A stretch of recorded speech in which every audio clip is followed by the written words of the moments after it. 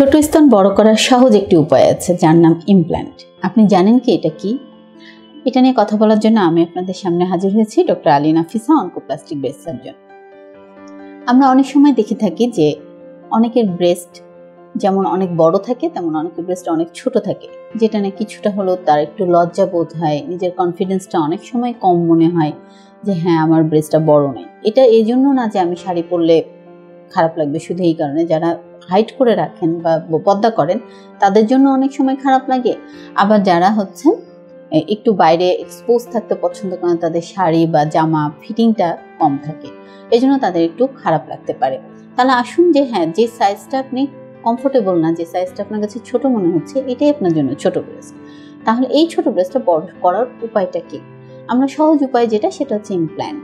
Implant দিয়ে আমরা যেটা করি যে ব্রেস্টের যে টিস্যুগুলো থাকে তার পিছনে একটা সিলিকন ইমপ্ল্যান্ট দিয়ে দিলে সে ব্রেস্টটা কিছুটা সাইজ বড় হয়। এটা আমরা অপারেশনের আগে অনেক সময় মেজার করি যে কি সাইজের ব্রেস্ট আছে এবং পেশেন্ট কি সাইজের ব্রেস্ট চাই, এটা ক্যালকুলেশন করে আমরা ইমপ্ল্যান্টের সাইজ মেনটেন করি।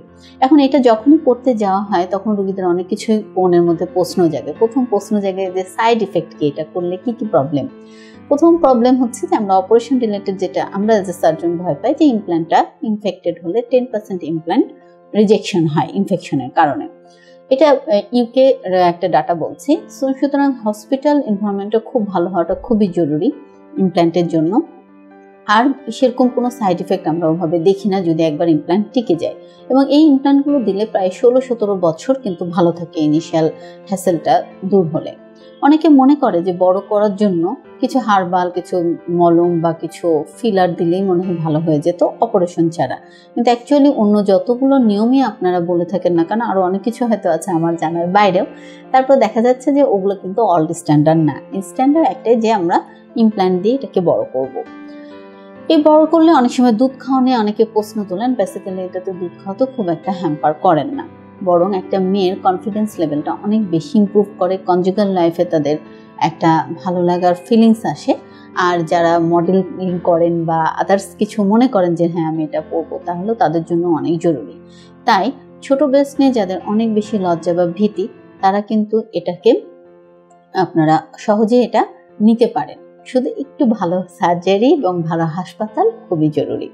আমরা আরেকটা জিনিস একটু এই উপলক্ষে বলে থাকতে চাই যে ব্রেস্ট ইমপ্ল্যান্ট লাগানোর সময় কিন্তু আপনার প্রায় 1 মাসের একটা ছুটি আপনার কর্মক্ষেত্র থেকে দরকার, রান্নাবান্না অথবা অফিসিয়াল ছুটি। এটাও একটু খেয়াল রাখতে হবে, কারণ ক্লিন করে আপনাকে এই ইমপ্ল্যান্টের ইনফেকশন যেন না হয় সেটা মেনটেন করতে হবে। আর পরবর্তীতে যেটা নর্মালি সবারই ক্যান্সার হওয়ার চান্স থাকে, সেই রোগীরও ততটাই থাকে। এবং সেই ক্ষেত্রে আমাদের ইমপ্ল্যান্টের ক্ষেত্রে আমরা যেটা করি, আমরা ম্যামোগ্রাম না করে আমরা MRI বেসড স্ক্রিনিং করি, এটুকুই তফাৎ। তাহলে আশা করি আপনাদের কাছে ব্যাপারটা সহজ এবং ইজি হয়েছে। ধন্যবাদ, আমাদের সাথেই থাকুন।